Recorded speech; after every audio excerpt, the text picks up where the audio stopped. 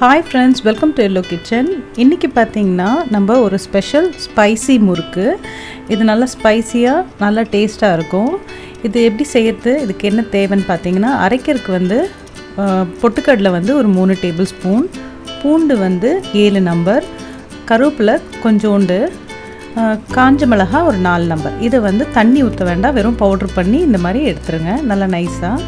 அப்புறம் ரா ரைஸ் வந்து 1.5 cup add பண்ணியிருக்கேன்.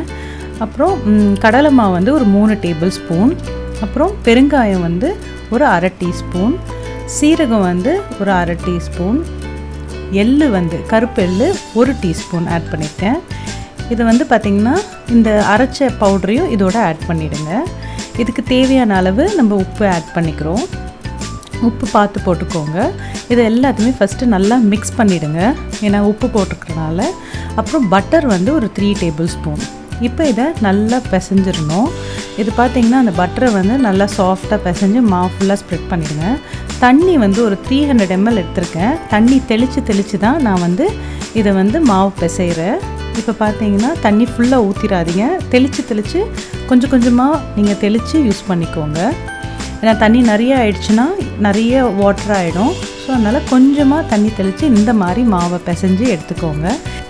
இப்போ பார்த்திங்கன்னா இந்த மாவு வந்து நம்ம முறுக்கச்சில் ஃபில் பண்ணிடணும் இந்த மாதிரி. இப்போ இதை ஃபில் பண்ணி ரெடி பண்ணி வச்சுக்கோங்க. ஆயில் வந்து ஹீட் ஆகிட்டுருக்கு. ஸோ ஆயில் செக் பண்ணி பார்த்துட்டு நீங்கள் என்ன பண்ணுங்கன்னா இந்த மாதிரி பொறுமையாக ஸ்லோவாக புழிஞ்சிருங்க. இது வந்து நிறைய புளியாதீங்க. ஏன் அப்படின்னா நிறைய புழிஞ்சிட்டிங்கன்னா அது சரியாக குக் ஆகாத மாதிரி ஆகிடும். ஸோ கொஞ்சமாக புழிஞ்சிங்கன்னா அது வந்து ஆயிலில் நல்லா ஃப்ரை ஆகிருக்கும். இது வந்து ஒரு 3 to 4 minutes நம்ம டீப் ஃப்ரையில் குக் பண்ணணும். இதை நல்லா திருப்பி விட்டுட்டே இருங்க, அப்போ தான் வந்து எல்லா சைட்லேயுமே அது நல்லா ஃப்ரை ஆகிருக்கும். இது வந்து கலர் இப்போ சேஞ்ச் ஆகும். இப்போ பார்த்திங்கன்னா இந்த மாதிரி கலர் சேஞ்ச் ஆகிட்டே இருக்கும். இன்னும் ஒரு 1-2 minutes வெயிட் பண்ணிவிட்டு இதை வந்து நம்ம ஒரு டிஷ்யூ பேப்பரில் நம்ம எடுத்துடலாம். எடுக்கிறதுக்கு முன்னாடி கொஞ்சம் ஸ்லோ பண்ணிவிட்டு எடுங்க, அப்போ தான் ஈஸியாக எடுக்கிறதுக்கு, இல்லைனா கரிஞ்சிரும் முறுக்கு. ஸோ இப்போ இது பார்த்திங்கன்னா இந்த மாதிரி இருக்கும். இதை வந்து ஆயில் ட்ரெயின் ஆன அப்புறம் நீங்கள் பாக்ஸில் போட்டுக்கலாம்.